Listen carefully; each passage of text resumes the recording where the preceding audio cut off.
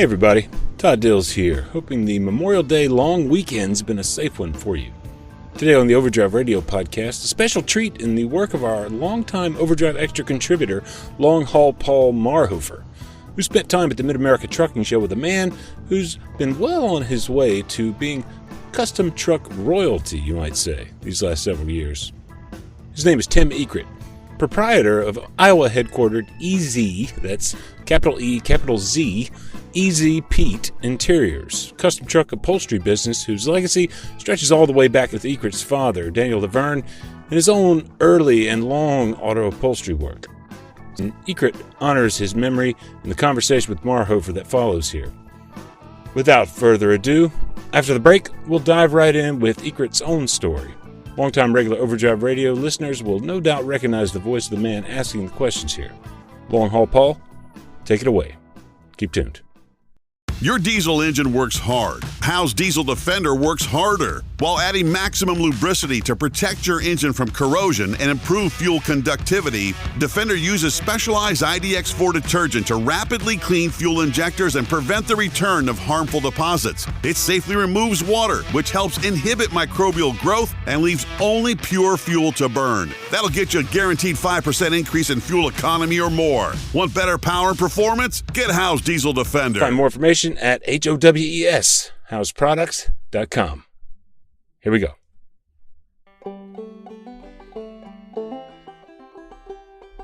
My name's Tim Eacret. I own EZ Pete Interiors. Me and my wife build custom interiors for show trucks, working trucks. We love to do upholstery. I've been an upholsterer since grade school. I grew up in my dad's upholstery shop. We've had the pleasure of building some of the trucks you see here at Matt's with some of the guys, and some of the trucks you just see rolling down the road every day. We're not prejudiced. I'm not just a show truck builder or anything like that. I like the working trucks out there. The trailer queens are pretty, but the working trucks keep America moving. Some of your trucks that wind up at Matt's have your work. Yeah. In the show, in the booths, even this year walking around, there's some of them in some of the booths that we've done interiors in. And we've worked with about everybody in the business. I couldn't even begin to say, Brian Martin from Four States, Guthrie from HD, Gary Jones, parapolishing. We do a lot with JR back home in our town. He's the one that was polishing. Him and Gavin were polishing on the big cattle pot you seen this year. Wow. Everybody. I mean, if they want an interior and they want to call us, and we love to work with everybody. I haven't found anybody in the industry that I really wouldn't want to work with again. Did your dad also do truck upholstery? Dad started back in 1956 doing automotive upholstery when he was 16 years old in high school. And continued it my whole life. By the time I was born, he was building custom vans in the 70s. So I kind of grew up in a custom upholstery and custom van shop. So the button throwback that everybody sees is kind of, I was 4 years old on a button machine pulling buttons, in the shop. I was raised northwest Iowa, Sioux City area. Spent quite a few years of my life out in Colorado, the Front Range, Colorado Springs. Had a shop out there for a while with my dad. Went out there after high school and enjoyed it out there. Cost of living got so bad. In about 08, 09, we decided to move back home to Iowa, back closer to family and stuff as Dad was getting older. And it was one of my I should have done it years before. Colorado was beautiful, but the cost of living was so terrible that back home was just where we wanted to be. So we came back in 09 and opened our shop up in northwest Iowa. So it all falls back. Dad, we had done trucks over the years. But then in about 2000, I think it was 18, we did a truck for TJ Kunkel out of northwest Iowa that he ended up taking down to Dallas, and he won a bunch of the trophies at Dallas. And then it seemed like after that, everybody was calling. TJ told him where it was done, and the phone started ringing. And within a year after that, we had kind of transitioned from doing everything from boats and airplanes and cars and show cars to pretty much just trucks. My dad thought I was crazy when I told him that we're done doing everything else. All we're going to do is trucks. Wow. He said, "You're going to make us go broke. We're going to go broke doing this." And I said, "Nah, Dad." I said, there's a great market out there for everybody. And our work is, I feel it's appreciated in the trucking industry more so than just the automotive industry. We're kind of overlooked in the automotive industry as an upholsterer. Everybody spends big money on their motor and their paint, and by the time they get to us, we're the last thought, and they're over budget and out of time, and we're supposed to be miracle workers, and so it's been a fun transition into the trucking industry, and I don't look at going back. I mean, we're here for the long haul with the trucking industry.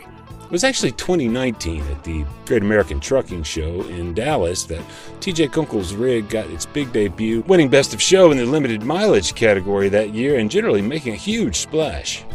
You can find our Overdrive senior editor Matt Cole's close look at the rig from that year's GATS via a link I'll post in the show notes. Likewise, the post that houses this podcast for Memorial Day, May 26, 2025 at overdriveonline.com/overdrive-radio.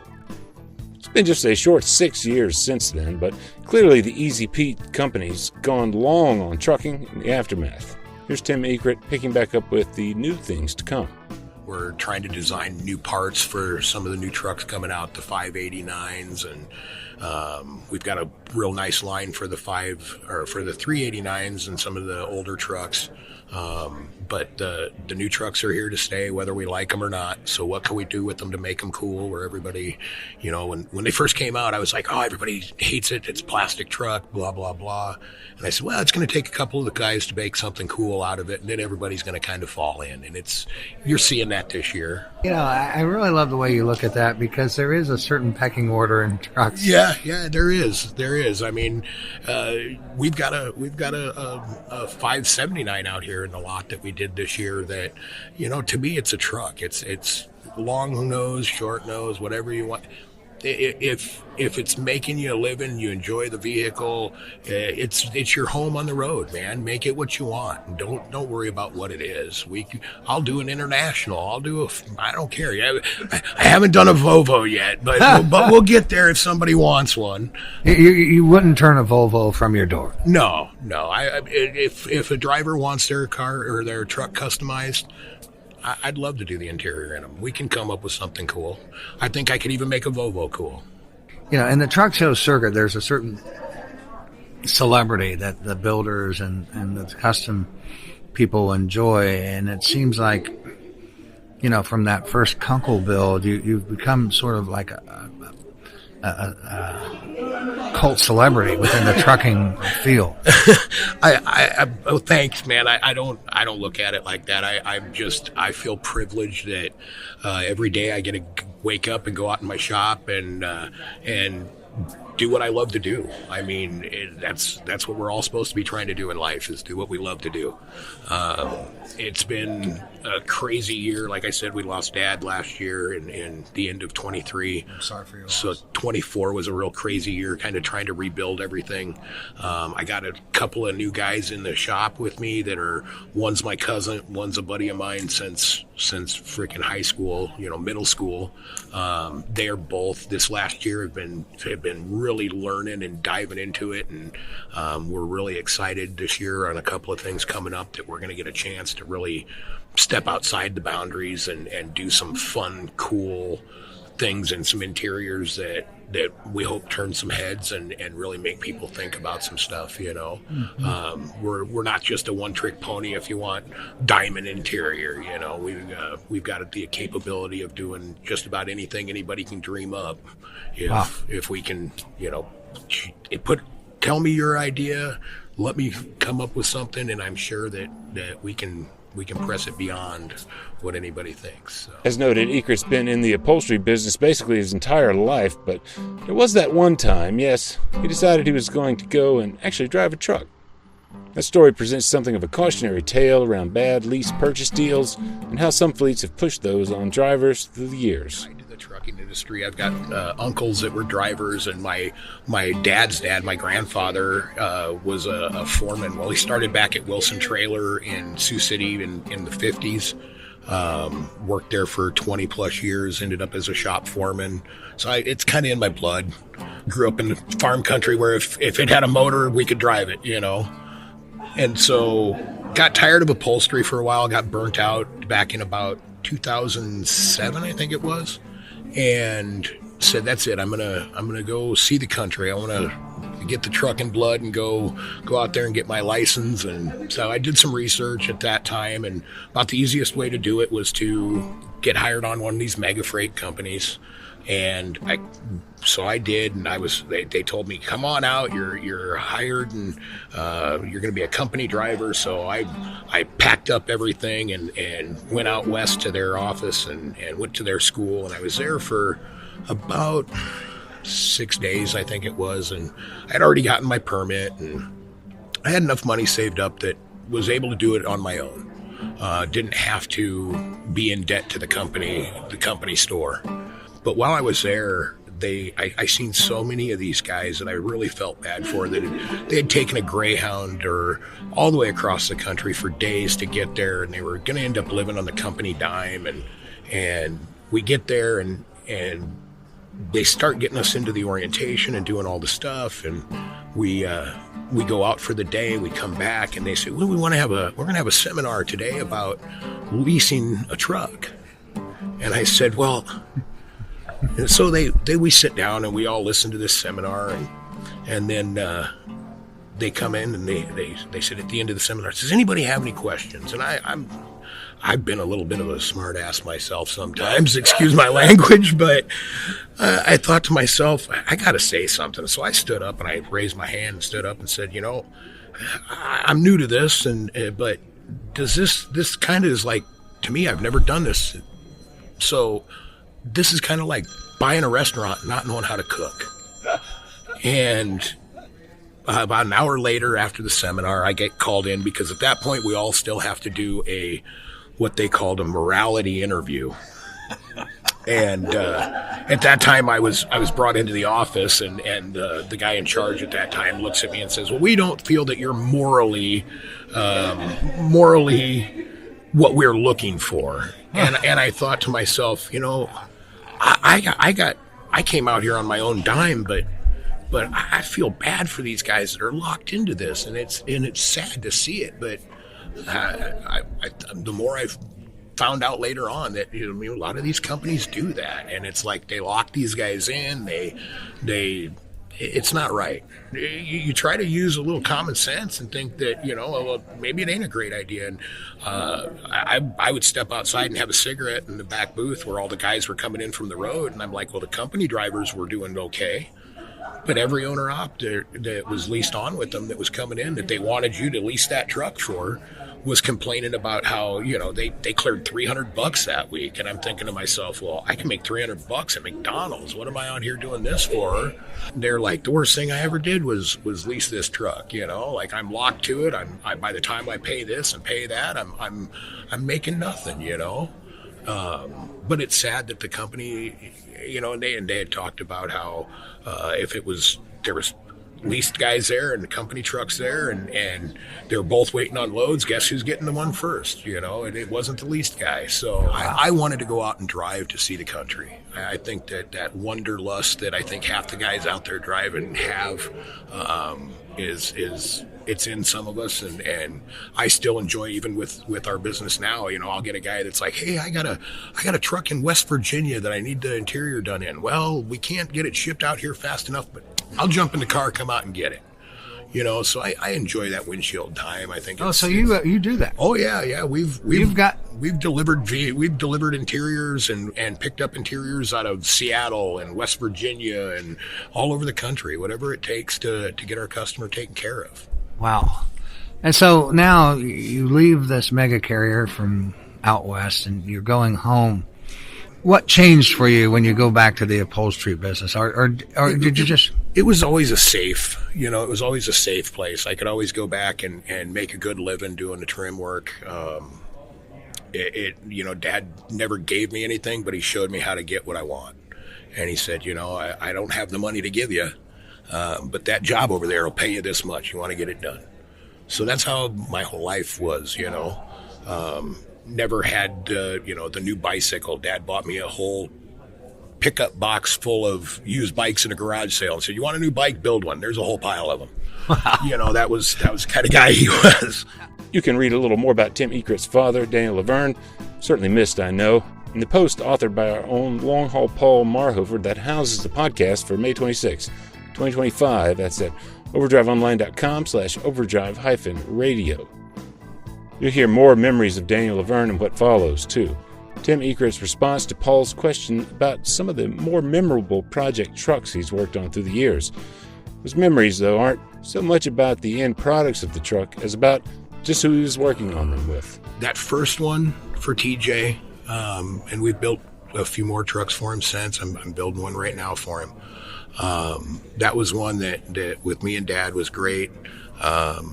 There was a couple right towards the end before we lost Dad that were real memorable. Yeah. Sorry. But take your time. They're all fun, Yeah. Wow. Well, Tim, I really appreciate your talking to Overdrive Radio, and tell us about this show that you go to in South Dakota. That would be Wheel Jam up in Huron, South Dakota. It's a great show. We lost Scott last year to cancer.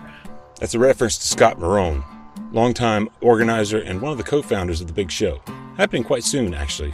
Wheel Jam takes place June 5 through 8th at the South Dakota State Fairgrounds. Another guy we lost this year. Bad deal, but it's a great show. It's at the fairgrounds up there, state fairgrounds. They've got car shows, bike shows. There's a night or two of dirt track races. There's the chili cook-off and the barbecue smoke cook-off. I mean, it's just a great show where everybody comes out, has a light show. They can park and be judged. They're judging them if they want, but if you just want to bring your truck in and not be judged, they enjoy that too. It's the camaraderie of being around all the drivers and having a good time and just letting their hair down for a minute and enjoying why we do it, Is that kind of like your home show? Is that the one you go to? That's almost every year. That one we go to every year. That's almost every year we go to that. Well, every year we go to that one. And then we've got a show that we do with JR from Parapet Polishing now. That's in Sioux City, Iowa, at the Tyson Event Center, and that's going to be our 4th or 5th year there now. That's Life Rolls On. Oh wow. JR's, like I said, he's one of the polishers on that wagon. He was in a wreck and is in a wheelchair. So the money that we raise from that show ends up at the Madonna's Children's Hospital. Nice.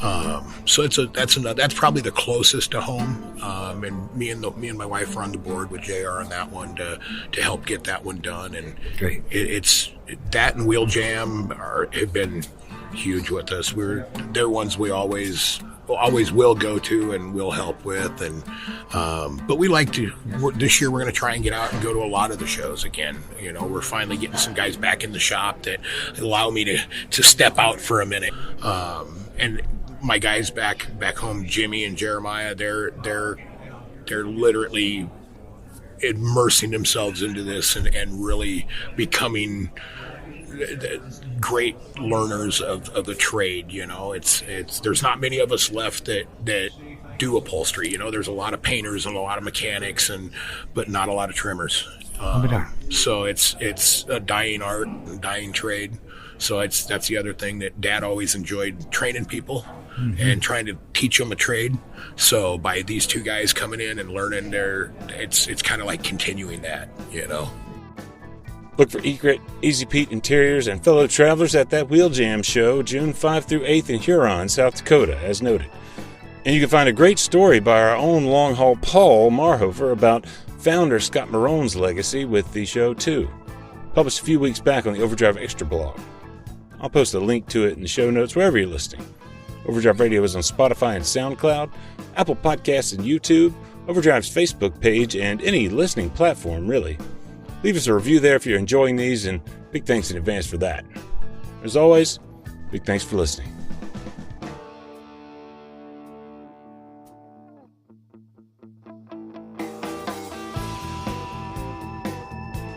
Overdrive Radio is a production of Overdrive, the voice of the American trucker.